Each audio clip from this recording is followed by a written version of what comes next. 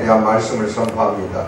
이 말씀에 함께 하시고 입술과 영혼을 주관하사 온전히 하나님의 말씀만 선포가 되도록 도와주시고 깨달아 듣는 우리 사랑하는 성도들 모두가 큰 은혜 속에서 하나님께 영광 찬양 올려드리도록 역사 인도하실 줄 믿고 감사드리며 예수님 받들어 기도하옵나이다.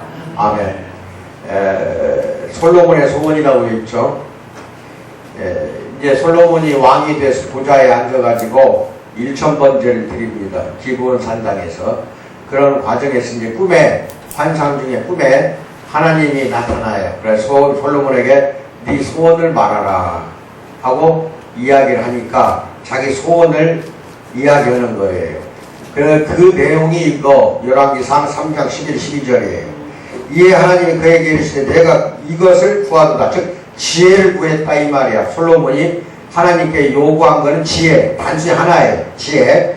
자기를 위하여 장수하기를 구하지 아니하고 부요함도 구하지 아니하고 자기 원수의 생명을 멸해달라고 구하지도 아니하고 오직 송사를 듣고 분별하는 지혜를 구하였으니. 송사를 듣는다고 했으니 듣는 거 잘 기억하세요. 내가 네 말대로 하여 내게 지혜롭고 총명한 마음을 주노니 내 앞에도 너와 같은 자가 없었거니와 내 뒤에도 너와 같은 자가 일어남이 없으리라고 단연코 하나님이 말하자면은 솔로몬에게 말하고 약속하는 내용입니다. 네가 죽고 난 그 뒤에 후대 사람들 지금까지도 해당돼요. 솔로몬처럼 지혜로운 사람이 나타나지 않으리라는 겁니다. 왜? 솔로몬에게는 하나님의 지혜를 줬기 때문에 그렇다 이 말이에요. 이해가 가요? 이게 여러분이나 내가 무엇을 구할 수 있다고 한다면 당신은 어떤 소원을 빌겠는가 한번 생각해봐요. 어떤 소원을 빌 거예요? 우리 한숨 오랜만에 나왔네.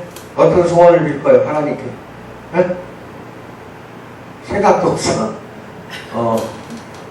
어떤 사람들은 여러 가지 능력을 달라고 바라는 경우가 있고 또 어떤 사람들은 자기 삶의 환경이 바뀌기를 소원하는 사람도 있습니다. 근데 사람마다 원치 않았는데 가지고 있는 게 있는가 하면 자꾸 자기가 원했는데도 불구하고 갖지 못하는 그런 사람들도 많다는 겁니다. 당신의 소원은 무엇인가 기억을 쫙 마음속에 지금 생각해 보세요. 떠오르는 거 있어요? 소원이 더 많은 돈입니까? 더 많은 권력입니까? 더 많은 쾌락입니까?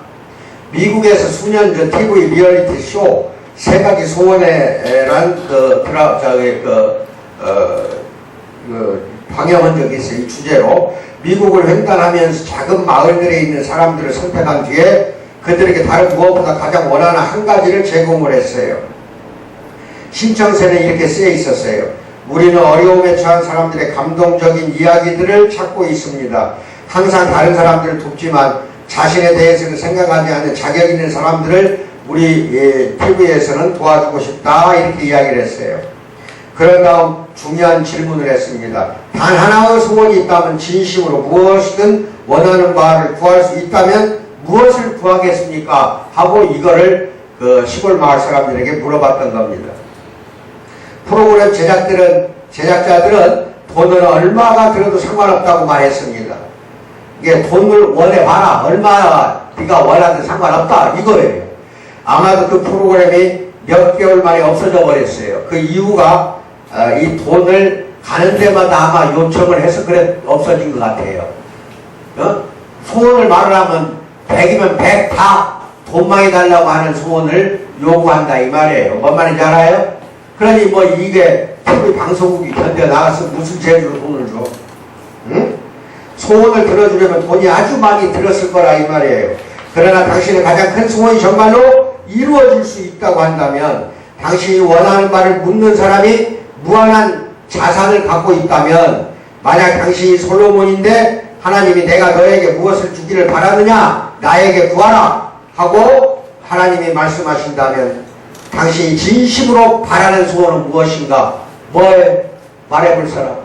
진심으로 바라는 소원. 하나님 지금 물어봤어. 여러분에게. 말해보라니까 한 번도 생각해 본 적 없어? 주 예수 내 마음이 들어와. 그래 첫째 다윗의 마음을 가진 사람. 이게 이제 솔로몬은 이런 말을 들었어요. 솔로몬의 소원을 이해하기 위해서는 그가 어떤 사람인지 먼저 알아야 됩니다.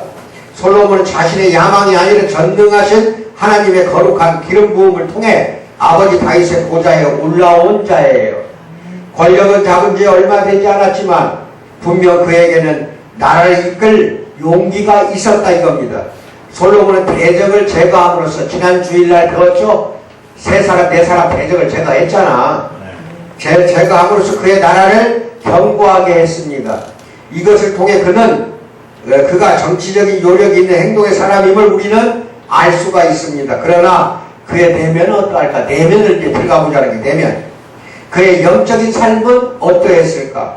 성경은 솔로몬을 다윗의 마음을 가진 사람이라고 설명합니다. 열왕기상 3장 3절 시작. 솔로몬이 여호와를 사랑하고 그의 아버지 다윗의 법도를 행하였으나 이렇게 이야기합니다. 이것은 사실상 다윗의 마음을 가졌다고 이런 칭찬을 받는다면 인간이 받을 수 있는 최고 찬사가 된다 이 말이에요. 아시겠어요? 왜 하나님이 나는 다윗과 합한 자다. 오직 다윗과 합한 자는 다윗밖에 없다고 이렇게 칭찬을 했거든. 그런다고 했을 때는 가장 큰 찬사가 된다 이겁니다. 사실 솔로몬은 성경 전체에서 문자 그대로 여호와를 사랑했다는 말을 들은 유일한 사람이에요. 여러분 잘 들어봐. 성경 66권 맞지 신부야? 네. 여호와를 사랑했다는 구절 딱 찾아봐 있는가? 솔로몬만 나와요. 솔로몬만 여호와를 하나님을 사랑했다 이렇게 나온다니까. 뭐 말인지 알아요?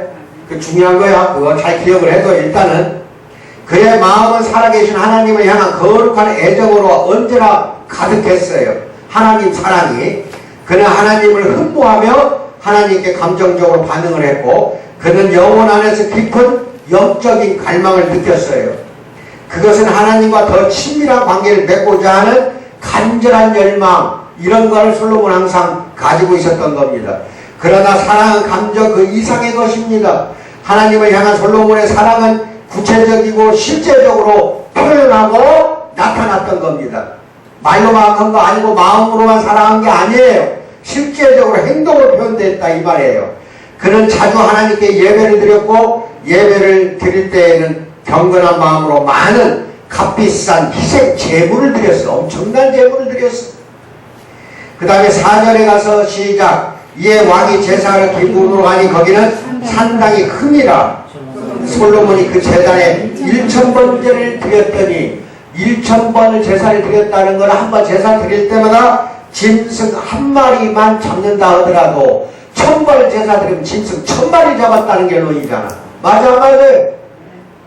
하나님의 제단에 1000마리의 동물을 희생 제물로 바치는 데 드는 굉장한 비용과 엄청난 노고를 우리가 한번 상상해보라 이 말이에요.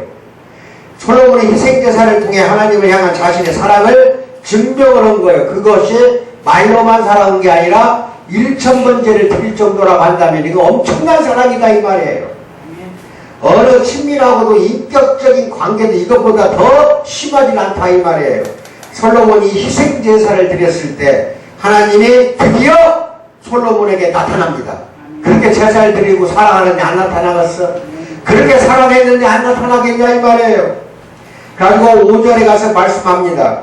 그러자 솔로몬 하나님께 기도를 통해 사랑을 표현하는 게 6절에 나옵니다. 시작. 솔로몬이 이르되 주의 종 내 아버지 다윗이 성실과 공의와 정직한 마음으로 주와 함께 주 앞에서 행함으로 주께서 그에게 큰 은혜를 베푸시었고 주께서 또 그를 위하여 그 큰 은혜를 항상 주사 오늘과 같이 그의 자리에 앉을 아들을 그에게 주셨나이다. 나를 다윗에게 주셨나이다. 얼마나 아버지를 갖다가 애틋하게 생각을 했으면은 아버지를 이렇게 향한 마음이 나타날까. 사랑하는 사람을 찬미하는 것은 연인의 마음입니다. 여기서 솔로몬은 하나님이 하신 일로 인해 엄숙하게 하나님을 찬양하고 있습니다. 그는 의지할 만한 하나님의 사랑으로 인해 특히 언약을 지키심으로 보여주시는 하나님의 신실한 사랑으로 인해 하나님을 찬양하는 것이 나옵니다. 그는 가족사 가운데 하나님이 하신 일, 즉 다윗에게 보여주신 하나님의 깊은 자비에 대해서 감사하며 거듭 말하는 것을 방금 6절에서 봉독했습니다.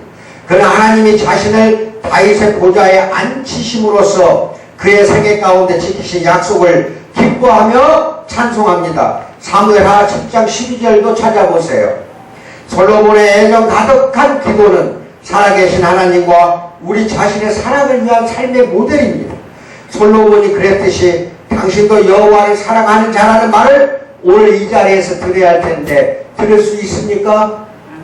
여호와를 사랑하는 자라는 말, 성경에서 유일하게 솔로몬만 여호와를 사랑했다 이 말을 들었어. 여러분도 그 말을 듣기를 진심으로 축원드립니다.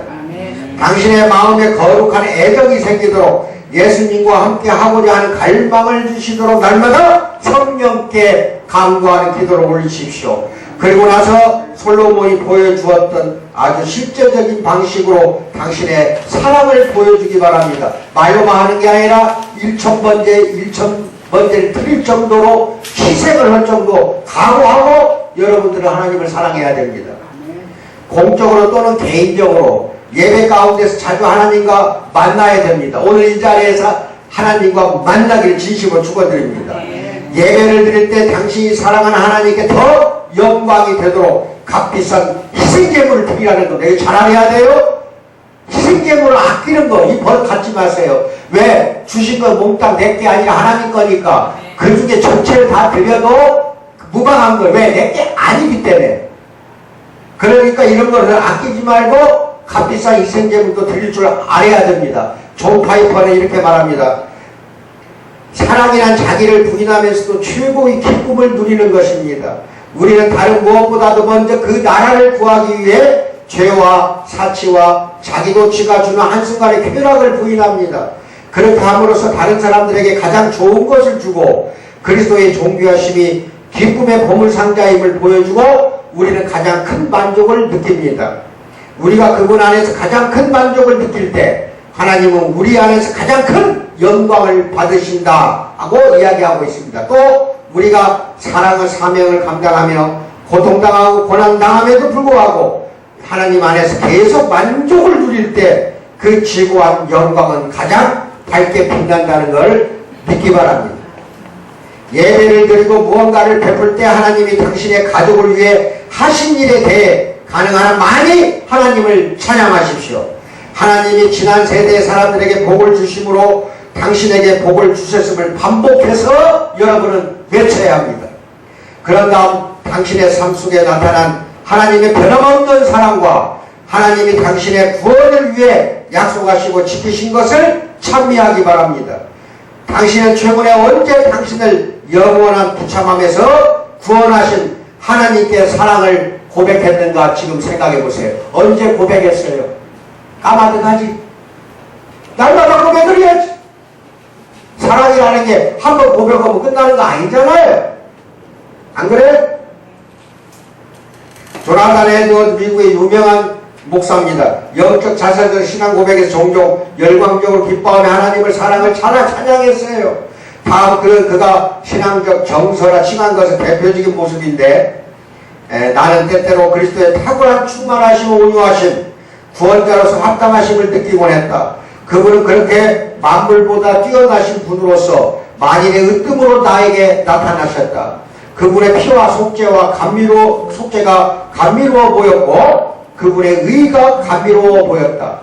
이와 항상 함께 오는 것이 열정의 영, 내면의 고투와 호흡, 그리고 말을 할 수 없는 신음이었고 그것으로 인해 나 자신이 비워지고 그리스도 안으로 삼켜졌다. 여러분과 내가 예수 그리스도 안으로 삼켜지기를 간절히 축원드립니다. 아멘. 조나단 에드워즈는 비범한 신앙을 가진 사람이었습니다. 보통 그리스도인들은 영적 열정을 지니고 있습니다. 그렇다 할지라도 그 정도로 최고조에 이르는 경우는 조나단 에드워드처럼 그런 경우는 드물 것입니다.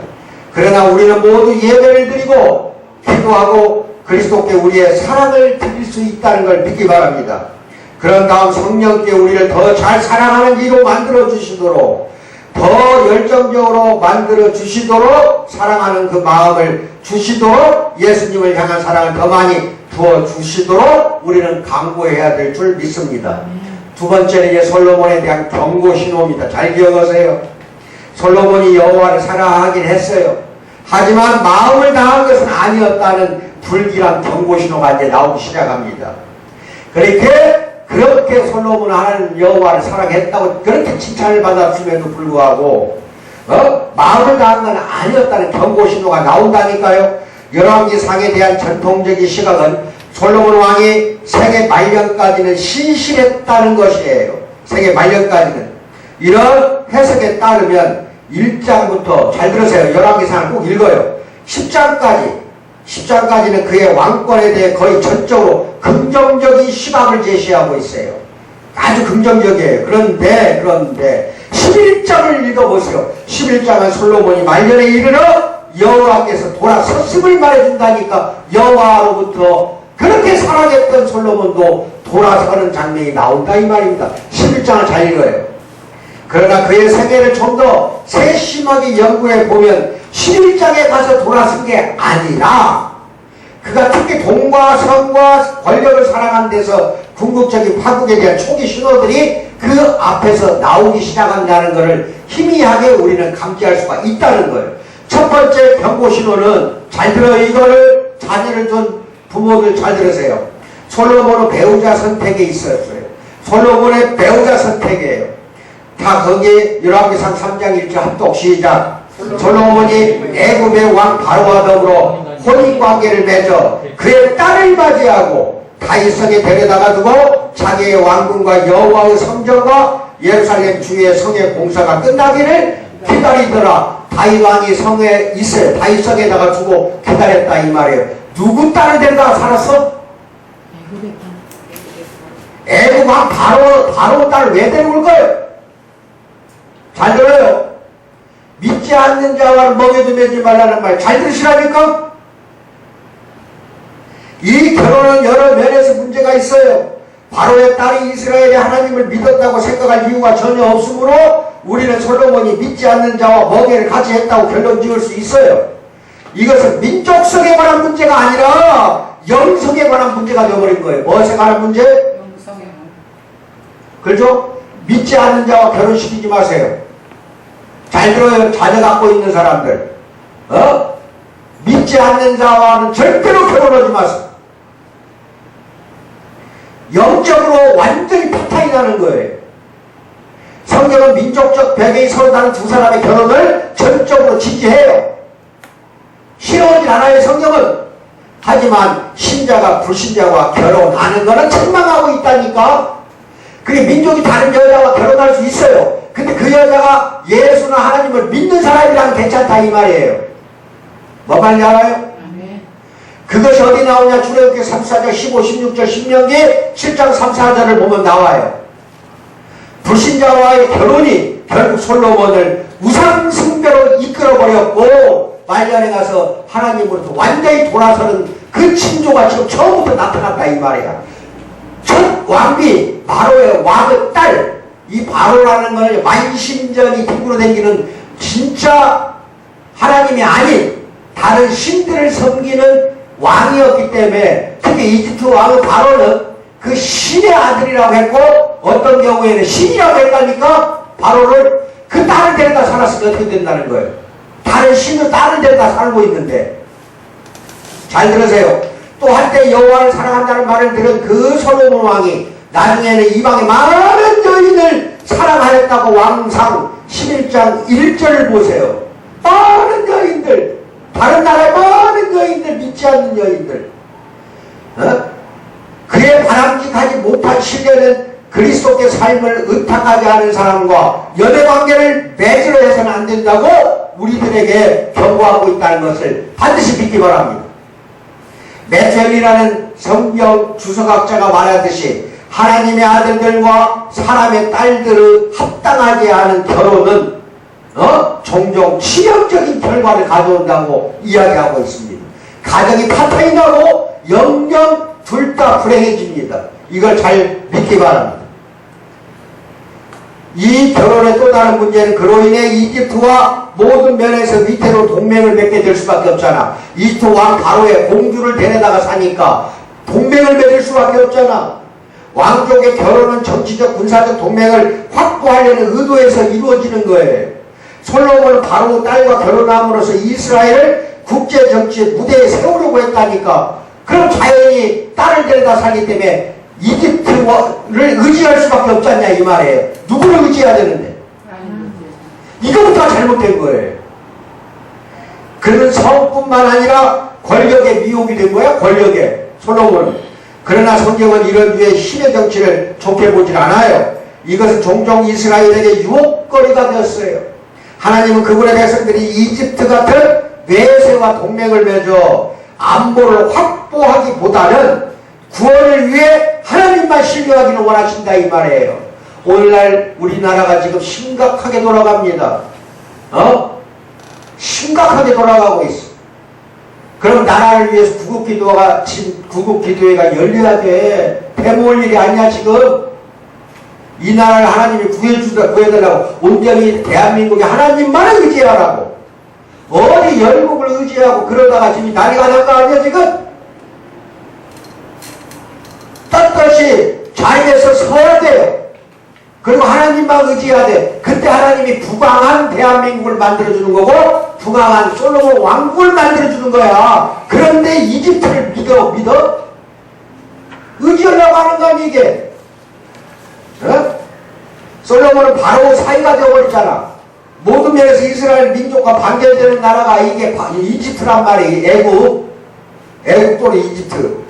성경에 따르면은 잔인상과 착취, 속박, 인간 영혼의 비하, 언약관계의 탄압을 보여준 곳, 이게 바로 이집트인데 여기에 의지를 해버렸다 이 말이에요. 자기 조상이 430년 이상을 노예 생활했던 그 이집트를 의지해버렸으니 어떻게 하자는 거예요? 이집트로 돌아간 것은 정치적으로는 좋은 결정일 수도 있고 아닐 수도 있지만 영적으로는 분명 좋지 못한 결정이 되어버렸다 이 말입니다. 성경 이후에 이집트인들이 장차 받을 구원에 대한 귀한 약속을 하고 있기는 해요. 하지만 영적으로는 영 좋지 못한 결정을 한 겁니다. 그들은 항상 하나님 백성의 대적이었어요. 애굽이라는 나라가. 이 또한 우리에게 주는 경고입니다. 이것은 영적 공동체란 하나님 나라에 반대하는 세속적인 사람들과 손을 잡음으로써 자기 권력을 높이려 해서는 안 된다는 경고예요. 우리나라는 이제 어떻게 될지는 모르겠으나 예수 잘 믿는 대통령마다 비참한 추후를 맞이했어. 이건 하나님 어떤 면에서는 하지 말라는 뜻이거든. 이승만 대통령 쫓겨났잖아. 예수 잘 믿었어요. 이명박 대통령 감옥에 갇혔잖아. 예수 잘 믿는 장로였어. 지금 황교안 대통령 되려고 난리를 벌이고 있는데 이게 과연 좋은 방법인지 나는 결단코 이건 좋은 방법이 아니라는 겁니다. 왜? 자연스럽게 권력에 심취하다 보면 권력과 손을 잡아야 되고 세속과 손 잡아야 되는데 이걸 하나님이 좋아하겠냐는 거예요. 돈과 권력에 손 잡아야 돼 대통령 되면. 또 솔로몬의 예배 방식에도 경고 신호가 있어요. 예배 방식이 열왕기상 3장 1절 하나님을 위한 집 곧 예루살렘 성전 건축이라는 그의 일생일대의 업적이 3장 1절부터 시작이 됩니다. 그러나 그 구절은 또한 솔로몬이 자신을 위한 집을 지었다고 나와요. 이거 참 문제예요. 솔로몬이 이제 솔로몬이 성전을 짓도록 한 건 하나님이었어요. 다윗 왕이 성전 지으려고 하니까 너는 손에 피를 많이 묻혔으니 네 아들이 성전 짓도록 해라. 그래서 다윗이 모아놨던 건축 자재들 그 문 전부 다 아들 솔로몬에게 물려줬으니까 돈 안 들이고 쉽게 성전 지었잖아. 그러면 성전이 위대하게 지어서 지어야 될 거 아니야. 거기는 하나님이 계시는 집이니까 위대하게 지어야 돼요. 당연히 그렇게 했어. 맞아. 솔로몬 성전 위대하게 지었어요. 그런데 더 큰 일은 뭐냐? 그걸 지어놓고 난 다음 성전을 지어놓고 난 다음에 자신의 궁궐을 짓는데 더 많은 시간과 더 많은 돈을 썼다는 게 열왕기상 5장 7장에 나와요. 이게 될 일이냐? 솔로몬은 돈을 사랑함으로써 하나님께 헌신하는 데서 그 마음이 떠나려고 하는 유혹을 받은 거야. 결국은 자기 궁궐을 더 크게 지었다니까 성전보다. 이제 이해가 가? 솔로몬은 예배에는 몇 가지 다른 문제들도 있어요. 열왕기상 3장 2절은 그가 성전을 건축하기 전에 그때까지 여호와의 이름을 위하여 성전은 아직 건축하지 아니하였으므로 백성들이 산당에서 제사하며 이런 문제가 붙어버린 거예요. 성경에서 산당은요 아주 안 좋은 장소로 많이 나옵니다. 아시겠어요? 물론 성전을 짓기 전에는 솔로몬도 기브온 산당에서 거창하게 예배 1000번째를 드렸잖아. 근데 그런 것을 하나님이 이해를 해요. 근데 문제 성전을 지어놓고 또 산당에서 제사를 지낸다고 하면 이건 대단히 큰 잘못이거든요. 솔로몬도 그의 백성들처럼 산당에서 제사하며 분향하였더라. 이미 왕이 제사하러 기브온으로 가니 거기는 산당이 컸다 이 말이에요. 웅장하게. 분명 왕과 그의 백성은 한 분이신 참 하나님의 이름으로 예배하고 있어요. 맞아요. 하나님, 참 하나님에게 한 분이신 하나님에게 예배하는 거 산당에서 할 수 있어요. 그러나 산당이라는 비마라고 해요. 산당이라는 단어는 구약 성경에서 아주 부정적인 어감을 가지고 있는 게 산당이에요.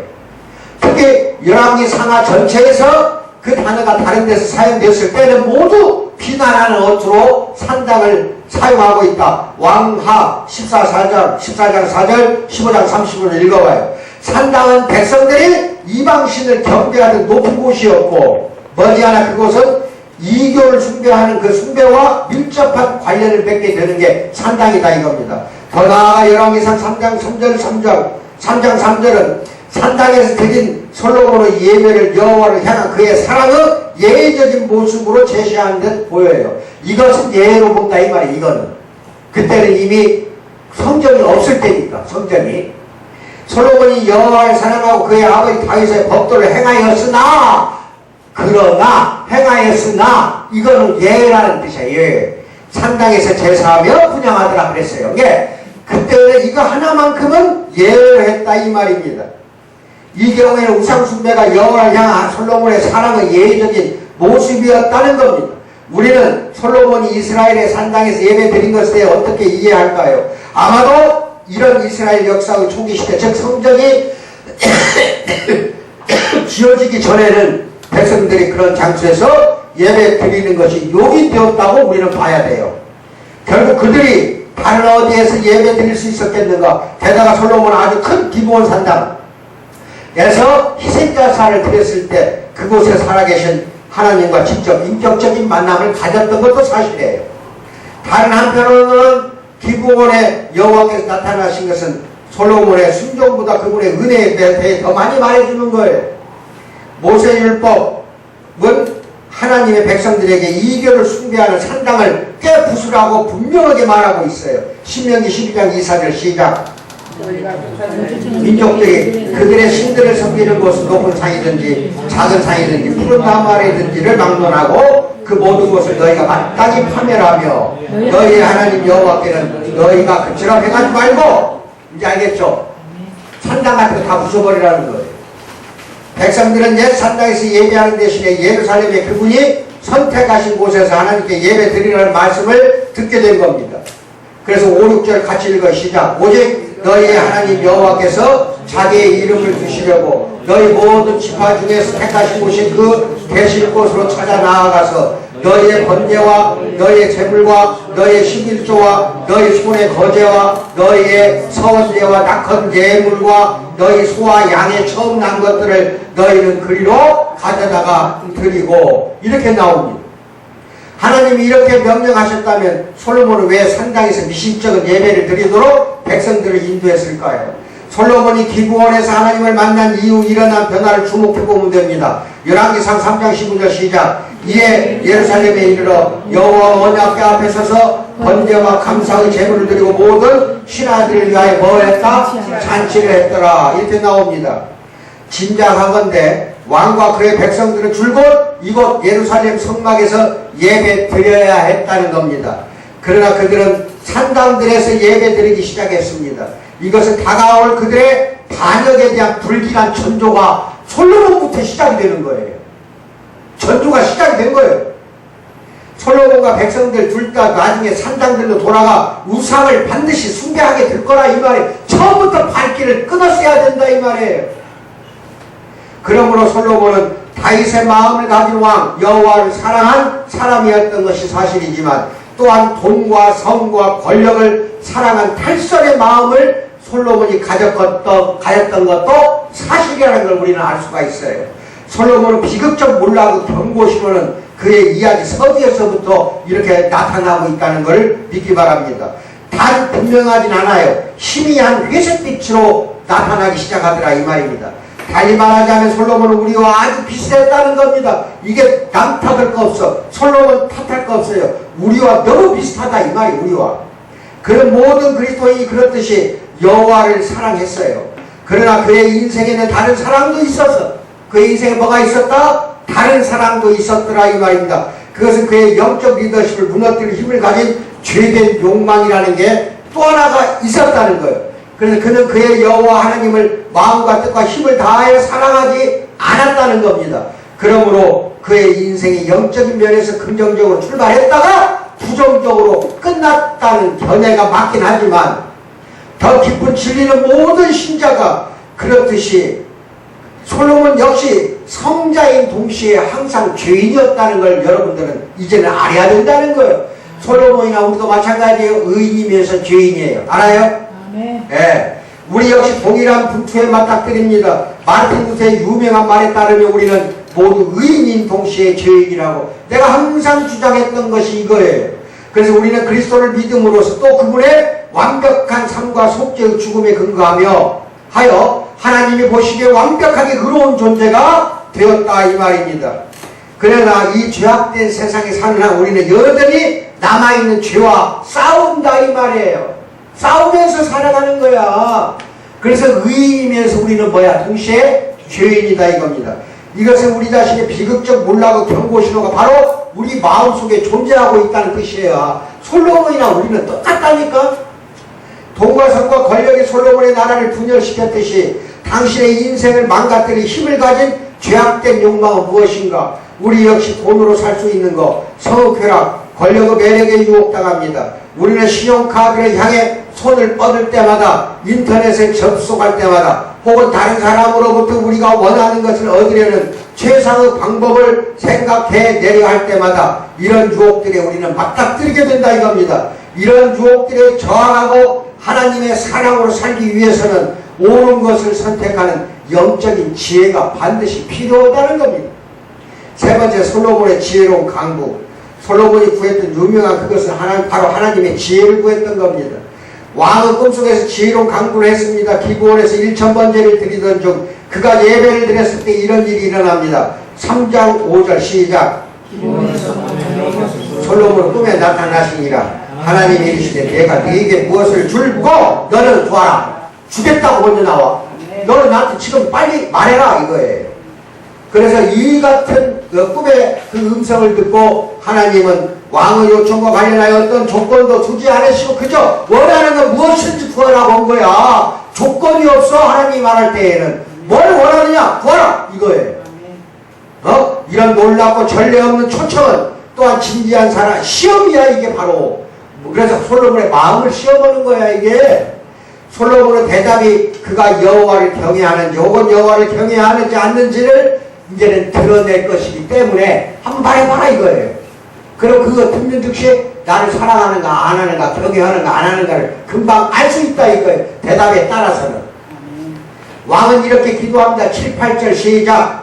나의 하나님 여호와여 주께서 종으로 종의 아버지 다윗을 대신하여 왕이 되게 하셨사오나 종은 작은 아이라. 작은 아이라. 즉 나는 작은 아이입니다 이래버린 거예요. 그래서 출입할 줄도 알지 못하고 집에 들어가고 나가고 할 줄도 알지 못하고 주께서 택하신 백성 가운데 있나이다. 그들은 큰 백성이라 수요가 많아서 셀 수도 없고 기록할 수도 없사오니 어마어마한 백성들을 이야기하는 거예요. 거기에 비하면 나는 작은 아이다. 나중에 솔로몬은 다음과 같은 말을 해서 유명해진다. 여호와를 경외하는 것이 지식의 근본이거늘. 잠언 1장 7절. 이게 엄청나게 유명한 말입니다. 그의 요청은 그런 지식, 그 완벽한 예예요. 이거는 그래서 왕은 하나님이 누구시고 무슨 일을 하셨는지 선언함으로써 지혜를 구하는 기도를 시작하고 있기 때문에 이게 대단한 현명한 요청이고 대답이었다 이 말이에요. 여기 여호와를 경외하는 한 사람이 있습니다. 그에게 그것은 지혜의 근본이었어. 솔로몬은 기도 가운데 여호와를 자신의 하나님, 자신과 인격적 관계를 맺고 있는 하나님이라고 선언합니다. 그는 다윗의 하나님이 그를 이스라엘의 보좌에 앉히셨음을 솔로몬은 겸손하게 인정을 해요. 그는 하나님이 그분의 백성을 택하셨음을 기억합니다. 그들이 수요가 많아서 셀 수도 없고 기록할 수도 없다고 솔로몬이 말할 때 그는 하나님이 아브라함에게 하신 약속, 곧 아브라함의 자손들이 하늘의 별과 같이 바다의 모래와 같이 될 것이라는 약속을 계속 반복하고 있는 겁니다. 솔로몬의 지혜로운 강구는 다음과 같습니다. 3장 9절 시작. 누가 주의 이 많은 백성을 재판할 수 있사오리까. 듣는 마음을 종에게 주사 주의 백성을 재판하여 선악을 분별하게 하는 지혜를 달라고 한 거야. 재판을 잘하도록, 분별해서 잘하도록 얼마나 많은 사람들이 있어. 그래 재판 잘하도록 듣고 분별할 수 있는 지혜를 달라고 한 거야. 이제 이해가 가요? 그는 하나님의 크심에 대한 제대로 된 지식에 확고하게 기초를 두고 있었던 거예요. 아시겠어요? 그의 기도는 우리가 항상 기도를 어떻게 시작해야 하는지를 보여줍니다. 즉 우리는 하나님이 하나님 되심을, 그분이 우리 삶 속에서 일하고 계심을, 그분이 우리의 하나님이심을, 그분이 우리 삶 속에 일하고 계심을, 그분이 구원의 약속을 지키심을 인정함으로써 우리는 기도를 시작해야 한다는 겁니다. 그와 동시에 솔로몬의 지혜로운 강구는 자신의 한계에 대한 제대로 된 지식에 기초하고 있는 거예요. 자신의 한계를 알아. 왜? 작은 아이라고 했잖아, 자기는. 이게 한계를 안다는 겁니다. 그보다 앞선 시대의 모세와 이후 시대의 예레미야가 그렇게 했듯이 솔로몬은 자신의 능력에 대해 별 확신이 없었다니까. 그렇게 겸손해야 돼, 우리도. 그래서 그가 자신을 작은 아이라고 칭할 때 그건 그가 청소년이었다는 의미가 아니야. 왜? 우리는 그 시기에 솔로몬은 나이를 알지는 못하지만 그는 이미 한 아들의 아버지였다니까. 이 시기만 해도 아버지였어. 그러니까 작은 아이라는 건 청소년이라는 뜻이 아니야. 나이가 어리다는 뜻이 아니에요. 따라서 그는 자신을 작은 아이라고 칭함으로써 자신이 경험이 부족하고 따라서 자신에게 필요한 도움을 주시는 하나님을 의지하고 있다는 것을 작은 아이라는 말에서 우리는 알 수가 있다 이겁니다. 우리도 이렇게 의지해야 됩니다. 출입할 줄을 알지 못한다는 말 역시 같은 말이 달리 표현한 거야. 그래서 마치 어린아이가 하는 말처럼 들립니다. 아직도 밖에 나가려면 부모의 허락을 받아야 한다거나 다시 들어올 때는 문을 열기가 어려운 아이, 그렇게 자기 자신을 낮춘 겁니다. 그러나 성경은 주로 군대의 리더십을 가리킬 때 이런 표현을 사용하는데 민수기 신명기에 나와요. 솔로몬은 왕처럼 다스리는 법을 알지 못했다. 그래서 나는 작은 아이라고 한 거예요. 이제 왕이 막 시작했으니까 나는 왕을 해본 적이 없은 게 작은 아이다 이런 거예요. 솔로몬이 아직 경험이 부족한 것 외에도 그가 백성들을 이끌기를 주저하는 몇몇 다른 이유들이 있었어요. 그는 자신이 이끌어야 하는 백성이 택함받은 백성임을 알았고 그들이 하나님께 그토록 귀한 존재였으므로 최상의 보살핌을 받아 마땅함을 알았어요. 그는 또 그들의 수가 얼마나 많은지를 알았어요. 이것은 그들을 다스리는 일은 힘겨운 일일 것이라는 그런 의미였어요. 그 임무는 거의 대응하기 힘들어 보였어요. 솔로몬은 하나님이 도와주실 때에만 하나님이 그에게 하라고 하신 일을 할 수 있었어요. 그래서 그는 지혜를 구한 겁니다. 열왕기상 3장 9절 솔로몬은 참으로 겸손하게 기도하고 있었어요. 그는 자신이 얼마나 한계가 있는지 알았지만 하나님이 무한하신 분도 알았다는 겁니다. 그래서 하나님의 지혜를 구했습니다. 그는 지혜로운 마음 혹은 더 문자적으로는 듣는 마음을 구한 거예요. 듣는 마음. 또 다른 말로 귀 기울이는 또는 듣는이라는 단어는 하나님께 순종하겠다는 걸 함축하고 있는 거예요. 듣는 마음이라는 거는. 왜냐하면 현명한 이들에게는 듣는 것이 곧 순종하는 것이라니까. 이게 이해가 가요? 이게 중요한 거예요. 그래서 이 지혜라는 건 듣는 마음이에요. 그 다음에 마음, 내부라고 해서 마음이라는 단어는 머리나 감정을 가리키는 것이 아니라 전체 인격, 즉 지성, 감정, 의지 모두 포함한 인격을 가리키는 게 여기서 마음이에요.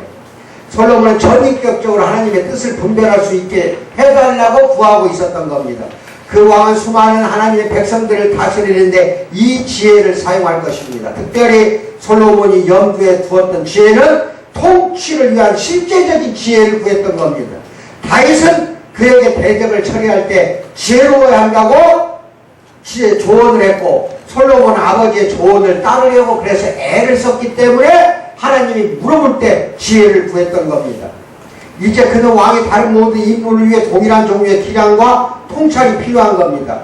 솔로몬이 그의 백성을 다스리든 대적을 물리치든 혹은 약하고 가난한 자들을 옹호하든 그는 분별하는 마음과 지혜로운 마음이 필요했다는 것을 우리가 알게 됩니다. 그는 자신을 위해서가 아니라 그의 백성의 유익과 하나님의 영광을 위해 이렇게 강구한 겁니다. 지혜를 강구한 거야. 그것은 나라를 생각하는 기도였고 솔로몬은 지혜로 유명한 사람이 되기 위해 지혜를 구하지 않았어요. 자기가 유명한 사람이 되기 위해서 지혜를 구한 게 아니라는 겁니다.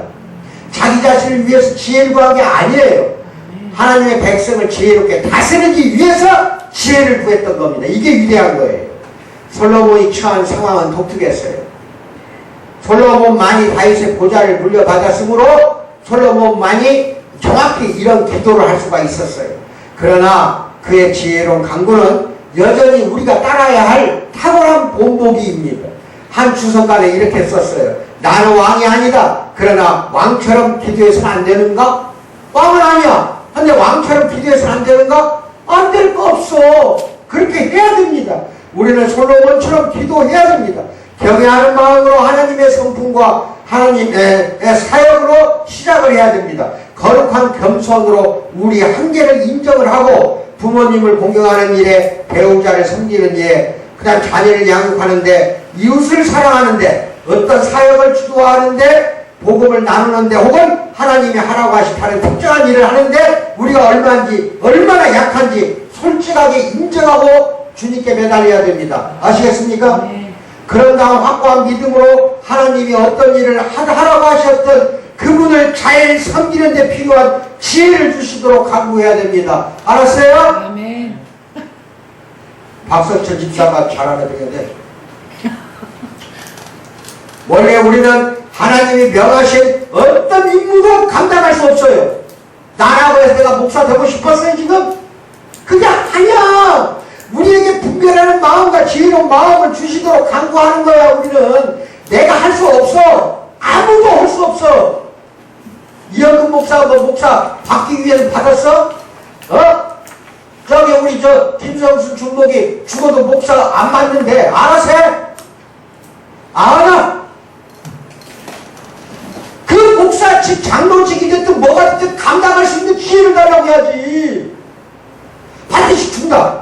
반드시 줘. 나 같은 인간도 목사로서의 자질을 만들어 준 게 누구야 그러면? 하나님이야. 뭔가 여러분이 직분을 받았어. 그러면 그것에 따른 분명한 지혜를 주시오. 하나님은 왜? 자기 자신을 위해 쓰기 때문에. 어떤 대통령처럼 예수 믿으면서 다른 것에 손잡고 그지랄하니까 안 주는 거예요. 하나님은 사역을 위해서 오직 하나님의 영광을 위한다고 한다면은 반드시 받아야 할 직분이고 반드시 받아야 될 거야. 솔로몬이 작은 아이라고 했잖아. 내가 무슨 이게 능력이 있어서 이 왕의 직책을 감당하겠습니까? 제발 지혜를 주십시오 구하니까 솔로몬 이전처럼 지혜로운 자, 솔로몬 이후에도 솔로몬처럼 지혜로운 자는 없으리라고 하나님이 단정을 해버리잖아요. 원래 우리는 하나님이 명하신 어떤 임무도 감당할 수 없지만 우리에게 분별하는 마음과 지혜로운 마음을 주시도록 우리는 강구할 수 있잖아요. 우리는 기본적으로 자신을 위해서가 아니라 하나님 백성의 유익과 하나님의 나라를 위해 이런 요청을 하기 바랍니다. 진심으로 축원드립니다. 네 번째, 하나님의 은혜로운 선물. 하나님 기꺼이 솔로몬의 기도에 응답하신 그가 강구한 지혜를 허락하셨어요. 거기 말하자면 왕상 3장 10절 3장 1절 2절 같이 합니다. 합독 시작. 그 말씀이 주의 마음에 든지라. 이에 하나님이 그에게 이르시되 네가 이것을 구하도다. 자기를 위하여 오래 살기를 구하지 아니하고 부유함도 구하지 아니하고 자기 원수의 생명을 멸하기도 구하지 아니하고 오직 송사를 듣고 분별하는 지혜를 구하였으니 내가 네 말대로 하여 내게 지혜롭고 총명한 마음을 주노니 내 앞에도 너 같은 자가 없거니와 내 뒤에도 너 같은 자가 일어남이 없으리라. 참 대단한 거예요. 오래 살게 해달라고 구하지도 않았고 돈 많이 달라고 구하지도 않았어. 원수의 생명을 끊어달라고 하지도 않았고 오직 송사를 분별하게 할 수 있도록 지혜를 달라고 구했으니 얼마나 이게 하나님께서 기쁘시겠어. 하나님은 솔로몬이 얼마나 마음에 드는지 말씀하시면서 그가 구한 것만큼이나 그가 구하지 않은 것이 마음에 든다고 한 거야. 구하지 않은 게 마음에 들어. 오히려 구한 것이 마음에 든 게 아니라 솔로몬이 구하지 않은 것이 마음에 든다고 말씀하는 겁니다. 솔로몬은 지혜를 구하면서 대부분의 사람이 삶에서 원하는 것들 중 어느 것도 뭐야? 구하려고 하지 않았다는 거 아시겠어요? 이것도 지혜야. 이것도 구하지 않는 것도 구해서는 안 되는 거, 이것을 구하지 않는 거, 이것도 지혜라니까. 대부분의 사람은 삶에 완전히 매어서 죽을 날이 오지 않게 하려고 무엇이든지 할 것입니다. 그러나 솔로몬은 하나님께 장수를 구하지 않았습니다. 대부분의 사람은 더 많은 돈을 갖기를 소원하며 그 돈을 손에 넣을 수 있다면 그것으로 무엇을 할지 미리 몇 가지 계획을 세워놓습니다. 그러나 솔로몬은 하나님께 복을 구하지 않았습니다. 대부분의 사람들은 자신에게 나쁜 짓을 한 사람들이 잘못되기를 바랍니다. 그러죠? 여러분한테 상처 준 사람들을. 그러나 솔로몬은 원수들에 대한 복수를 구하지도 않았습니다. 솔로몬은 이런 것들을 구하는 것이 잘못은 아니야. 잘못된 건 아니야. 이 구하는 게. 삶은 좋은 겁니다. 돈도 유용하고 직접 복수하기보다는 복수해 주시라고 기도하는 편이 더 낫습니다. 솔로몬은 자신의 나라를 위해 이런 것들을 다 요청할 수 있었다니까? 그런데 다 요청을 뿌리치고 그는 오래 지속되는 왕자가 되게 해달라고 안 했고, 오 하나님 당신의 성전벽을 위해 제게 금을 달라고 안 했고, 이스라엘의 원수들에게 원수를 갚아 주옵소서라고 기도할 수도 있었다 이 말이에요. 그러나 바람직하게 솔로몬은 그런 세속적인 자원을 영적 지혜라는 최고 선물보다도 못한 것으로 여겨버렸고, 그는 나중에 뭐라고 말합니까? 잠언 8장 11절 시작. 대저 지혜는 진주보다 나음으로 원하는 모든 것을 이에 비교할 수 없다고 그랬어요. 지혜가 진주뿐만 아니라 그 어떤 것도 비교할 수가 없는 게 지혜다 이겁니다. 이제 이해가 가요? 왕은 무엇이 옳은지 아는 지혜가 모든 상황에 유용함을 알았습니다. 지혜는 청년으로 하여금 어떤 인생을 살아야 할지 알게 해줍니다. 남자와 여자를 사랑하도록 도와주고 여자가 남자를 사랑하도록 도와주는 게, 이게 말하자면은 그런 거, 유용한 거, 이런 것을 도와주는 게 다 지혜라는 겁니다. 또 부부에게는 가정 꾸리는 법을 알게 해줍니다. 지혜는 어떻게 살아야 할지, 어떻게 일해야 할지, 어떻게 놀아야 할지를 알게 해줍니다. 심지어 어떻게 죽어야 할지를 알게 해줘. 이런 지혜가 있어야 돼. 아시겠어? 우리는 지혜로운 사람들의 영생을 위해 하나님의 아들을 믿기 때문에, 그래서 솔로몬은 지혜롭게도 하나님께 분별하는 마음이라는 선물을 받게 됩니다. 하나님은 솔로몬의 간구를 흡족하게 여기시며 들어주셨어요. 왕은 하나님이 약속하신 대로 되었습니다. 살아있는 이들 중 가장 지혜로운 사람이 된 것입니다. 이런 은사는 솔로몬의 타고난 지적 능력을 넘어서는 거야. 이런 걸 타고 날 수는 없는 거야. 주었기 때문에 그러는 거지. 하나님이 지혜라는 선물을 주었기 때문에 타고나게 된 거예요. 태어날 때는 절대 이렇게 타고날 수가 없어요. 내가 항상 감사드린 게 그거잖아. 여러분은 지금 제가 자랑을 하지 않으니까 큰 자랑하지 않고 잘 모르는데 엄청난 은사를 주셨어. 엄청난 지혜를 주셨어. 잘하셔야 됩니다. 내가 타고난 그런 인사를 갖고 태어났겠어? 내가 지금 나되게 된 거, 내가 나되게 된 거는 나가 어떠한 큰 지혜를 갖고 태어난 게 아니고 재능과 지식을 갖고 태어난 게 아니라 하나님이 주신 지혜의 선물이다 이 말입니다. 아시겠어요? 네. 이번에도 내가 말 안 해서 그러지만 저기 어제 엊그저께 가가지고 안식 학장이랑 세쌍의 부부가 강화도 놀러가서 차 한잔 마시면서 그 윤성루 목사 이야기가 나왔어. 귀가 잘 안 들렸는데 셀들 집어넣고 한 일주일 10일도 안 됐는데 귀가 들리더라는 거야. 어떻게 고백하더라니까. 그럼 그거 왜 시골에 있는 나장수 권사는 왜 이렇게 말한대요? 일주일도 안 돼서 하루에 2번 넣어가지고. 그럼 그게 내가 나장수 권사가 다시 보청기만 다시 귀가 다시 만들어지는데 잘 들어야 돼요. 하느님이 주신 거예요. 내가 그걸 타고나서 그게?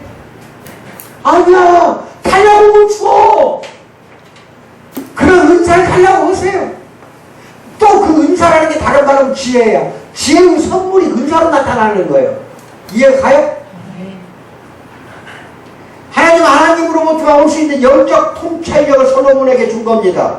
오늘날까지 우리는 잠언에서 그의 지혜로운 금언을 잠언에서 읽음으로써 혹은 전도서에서 그의 지혜로운 인생 철학을 공부함으로써 또 아가서에서 사람과 연애에 대한 그의 지혜를 들음으로써 그 솔로몬 왕의 지혜를 우리는 다 배울 수 있어요. 아가서, 잠언, 전도서 다 읽어보세요. 한꺼번에 세 가지를 한꺼번에 읽으라니까.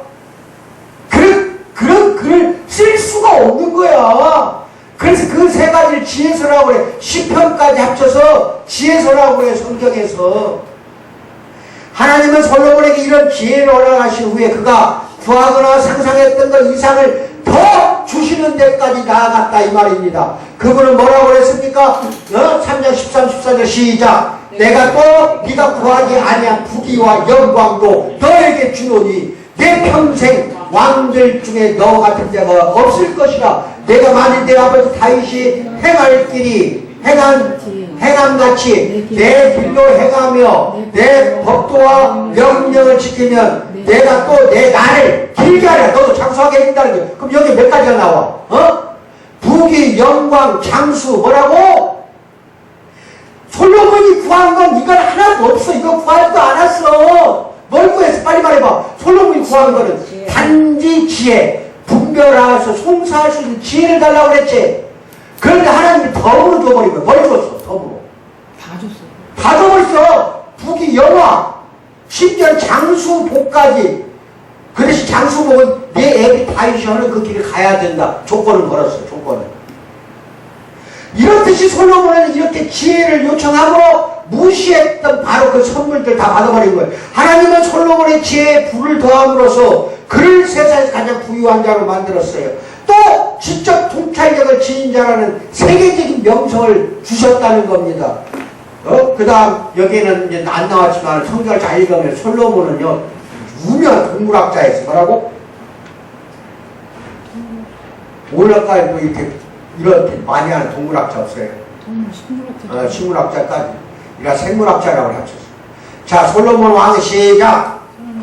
솔로몬 왕의 재산과 지혜가 세상의 그 어느 왕보다 큰지라. 온 세상 사람들이 다 하나님께서 솔로몬의 마음에 주신 지혜를 들으며 그의 얼굴을 보기 원하여 온 세상의 왕들이 다 찾아왔다니까. 이 소문이 나가지고 온 세상 왕들이 솔로몬에 와서 그 지혜를 보려고 찾아왔다 이 말이에요. 그 왕이 다윗이 행한 대로 언약을 지킨 다음에 장수하리라고도 말씀해 줬어. 솔로몬은 부와 명성의 복을 구하지 않았지만 그가 역시 그에게 주어졌습니다. 이렇듯 솔로몬 왕은 예수님이 제자들이 가르치셨던 중요한 원리 이상적인 모범 역할을 합니다. 그 원리는 곧 뭐예요? 시작. 그런즉 너희는 먼저 그 나라와 가장 중요한 게 이거예요. 그런즉 너희는 먼저 그의 나라와 그의 의를 구하라. 그리하면 이 모든 것을 너희에게 뭐라고? 더하시리라. 마태복음 6장 33절. 예수님께서 하신 이 말씀을 믿는 살아가는 우리 성도 되기를 주님의 이름으로 축원드립니다. 나머지 다 읽어보세요. 제일 중요한 건 뒤에 나옵니다. 아시겠습니까? 예, 다 읽어보세요. 기도하겠습니다. 사랑의 하나님, 참으로 감사합니다.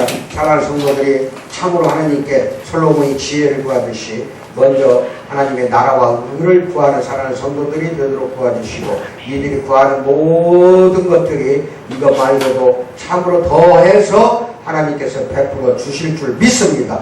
이들에게 솔로몬에게 부와 영광과 권력과 장수의 복까지 더해 주듯이 역시 마찬가지로 우리 사랑하는 성도들에게도 이와 같은 동일한 복을 베풀어 주실 줄 믿고 감사드리며 예수님 받들어 기도하옵나이다.